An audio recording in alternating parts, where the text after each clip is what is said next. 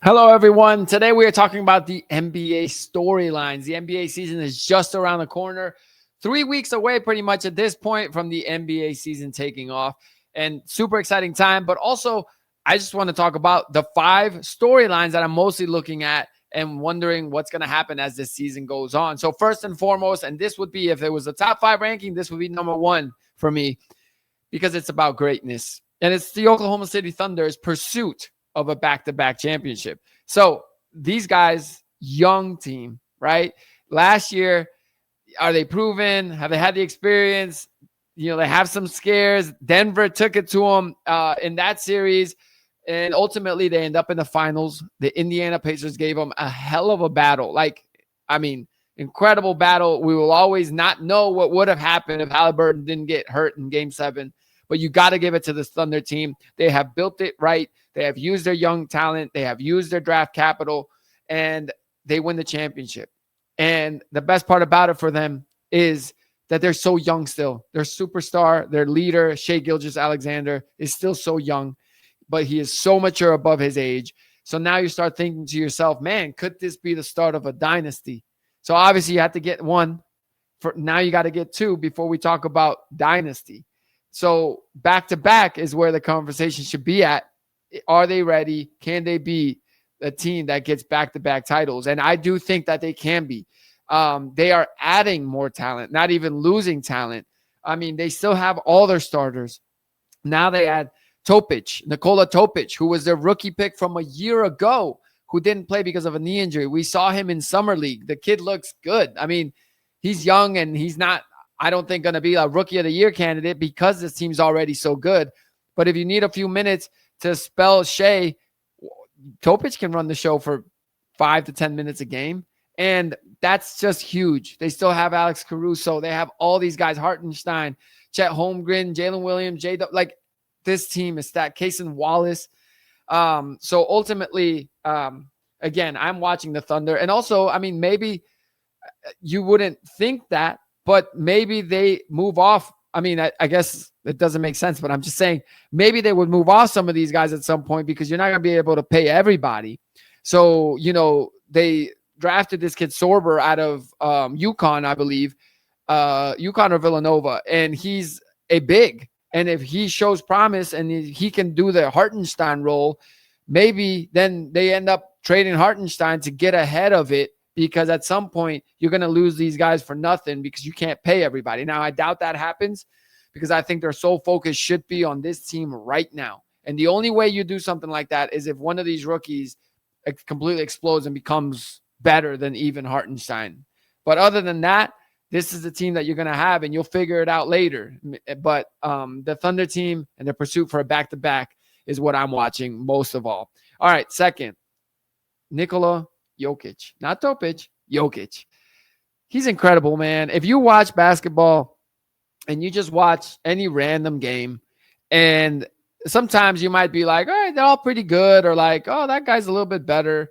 If you watch Jokic on any given night and you just watch the game for 5 straight minutes, it's pretty evident that unless Giannis is playing against them, or, Luka is feeling it during that 5-minute phase of the game, Jokic is the best player in the NBA. I'm sorry. Like, he just really is. He scores, he rebounds, he's better than your point guard. Like, he is everything. And everything flows through him. Again, I just think that he's the best player in the NBA. And I'm very excited just to watch him. Like, literally all I wrote down was Jokic. Because there's not a storyline that comes from him necessarily. It's not like Jokic's pursuit of an MVP, of another MVP. No, it's just Jokic, just watching him. I'm so excited to watch him play basketball. Obviously, I think the Nuggets too, and if you want to make it a storyline, I mean, they loaded up. They, traded Michael Porter Jr., who was, he had his flaws, but he was good for them. Like, they won a title with him. But they get Cam Johnson in return. They got Jonas Valanciunas now. Tim Hardaway Jr. is on that team. Bruce Brown is back. Like, Jokic has help now. So maybe his numbers aren't going to be as good because now he can actually be sitting on the bench during a blowout. Like, when you give this guy, like, these tools, I mean, the things he'll be able to do with that, I think, are going to be incredible. That's like giving a top chef all the spices in the world and all the ingredients and let him cook. And watching Jokic cook is going to be a hell of a lot of fun. All right. I wrote down La Drama for LeBron James. He is King James, or he's also Drama King James, because if the Lakers don't get off to a hot start, man, we already saw some of it this summer with LeBron. He was already the Rich Paul and them sent out a message, kind of cryptic, about like he wants to be on a team that's pursuing a championship. And he didn't mention the Lakers in that whole little press release. Like, if he don't feel like he can win the title with this Laker team, I just watch out for it. And there's not much they can do. Rob Pelinka already came out and pretty much said we will honor LeBron and wherever he wants to finish off his career. So they're already kind of presetting that to be like, hey, like if he wants out, we're not trying to make it ugly. We'll try to honor it. But it's going to be really hard to honor because of his contract. Maybe there's a buyout, which would be crazy. But the drama is going to happen at some point if the Lakers don't get off and continue on a hot start. All right. I also wrote down trade candidates. This is the fourth thing. Trade candidates, because there's obviously the obvious ones that are like the, more B-level players, I guess. Colin Sexton's in Utah right now. You got Zion, which I threw out there because that's a sleeper for me. I think Zion getting in shape just to get paid and pretty much keep his contract how it is and guaranteed, that's great and all. But if I'm the Pelicans and I don't have championship aspirations this year, I'm looking at it like, you know what? He's in shape right now. Let's try to trade him while he's healthy. Let's move off of the Zion business. Let's give him to a franchise that could be excited about maybe pairing Zion with the other young studs like a Charlotte or whatever. And from there, let's rework our plan. And I think that it would be smart for the Pelicans to do that, because if Zion gets hurt again one more time, I think his trade value is completely in the gutter. It is about as high as I think it will get, considering his history. Now, if he stays healthy, obviously, and he is a great player and balls out and doesn't have to face, an injury that maybe keeps him off his feet, he starts putting on the weight again. Like, if that doesn't happen, then, his draft stock could get higher, obviously, his trade stock. But for right now, from your history of a guy that hasn't panned out, let's be real, you've drafted him number one to be your franchise guy, take you to the promised land, and he hasn't come close. So maybe now's the time to trade him. But you also got Jonathan Kuminga, who just signed an extension. Anthony Simmons is with the Celtics. Probably not going to stay there. At some point, will get traded. RJ Barrett's in Toronto. They traded for and brought in Brandon Ingram last year. They have Manuel Quickley. They have Scotty Barnes. They have Grady Dick. Like, they have a lot of wings, and they also need to free up some cap space at some point because they're paying a premium for a team that doesn't have championship aspirations. So, but the big guys, obviously, Giannis. Everyone's got their eyes on Giannis. I personally take Giannis for his word. He has never said anything about trade. I want to trade, or I might want to trade. And this is the problem that I think with our media these days, is that everyone just wants to push a narrative that they think will be fun. And they completely forego what the actual source, the player, is actually saying. Everything Giannis has said has been that he wants to stay in Milwaukee Bucks. He said this last time when people were saying like, oh, will he want out? He ended up signing an extension. I don't think he's getting traded. I think Giannis is loyal. I think he's, I don't want to say content, but he got his championship. And I think he's, built stronger than that to just have a couple bad seasons and be like, I'm out of here. Clearly, Milwaukee has shown that they will do what's necessary to keep him, to try to build a team around him. Not always smartly. I think doing what they did with Dame is a fine move, but ultimately now you're crippling yourself from $20 million for the next 5 years that you still have on the cap for Dame Lillard with his buyout. But they're showing that effort to get it done, and I think Giannis values that. But the other guy I wrote down is Trae Young. I think the Hawks are moving in a direction of younger talent.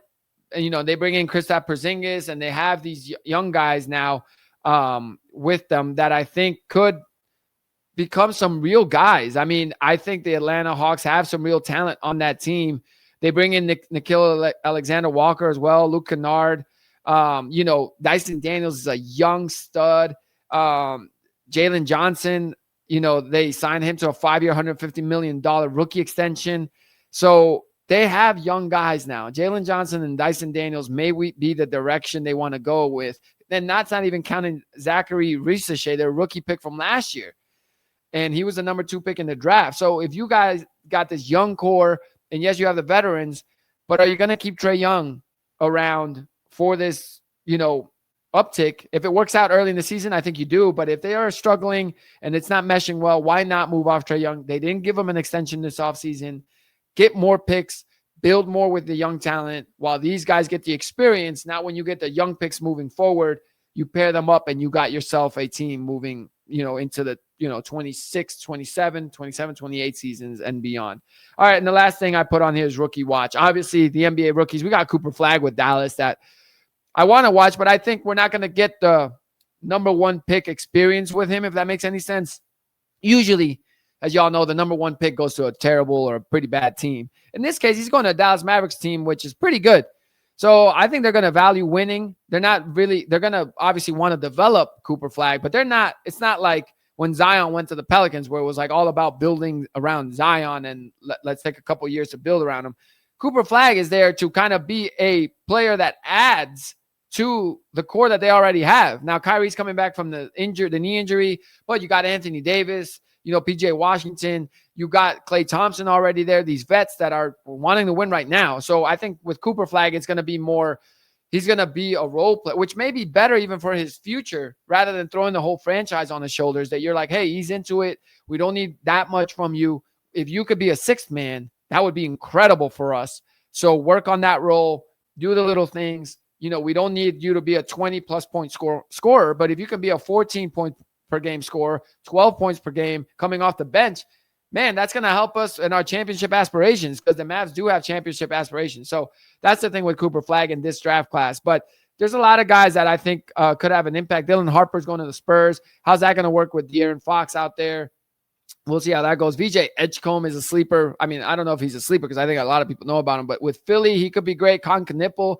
Again, I said this in the last NBA pod that I did. I think it's time for Charlotte to take the next step trying to make the playoffs. And if they are going to do that, I think it's just Con Knipple is going to be a big part of that. And then you got other guys, obviously, as you go down the line. Again, New Orleans moved in the younger direction. They got Jeremiah Fears, a point guard out of Oklahoma. They also got Derek Queen in a weird but a trade they made with Atlanta, which was strange because they gave Atlanta their 1st-round pick for next year. So maybe they're thinking, all right, with Derek Queen and Jeremiah Fears, that's our future now with the guys that we already have. But we'll see. But there's just a lot of guys in here. Obviously, Carter Bryant is a sleeper as well with the Spurs, and we've heard great things about him already. I mean, in Summer League, he played well. So what's he going to do? As a guy that follows the Raptors, Colin Murray-Boyles, I want to see what he's going to do. Is he a mini Draymond Green? Is he a better scorer than Draymond? And if he is, then that's great for the Raptors. They'll need that and a facilitator as well. So, again, the rookies, that'll be fun to watch. The Wizards, do they have anything with Trey Johnson? I mean, this is a shooter from Texas that they got, and hopefully for their sake, he actually pans out because they need more talent out there. Maluach, what's he going to do with Phoenix? So we'll see, obviously, how all that goes. But exciting times ahead. Again, the basketball season, the NBA season is not too far. Can't wait to talk about that. If you guys got any storylines, what are you guys looking forward to with this NBA season? Comment below. Let's get into a conversation. Let's talk about it. I'm excited. You guys enjoy football this weekend, and I'll be back, and we'll obviously recap and talk week 5 when I get back and talk more next week. Have a good one.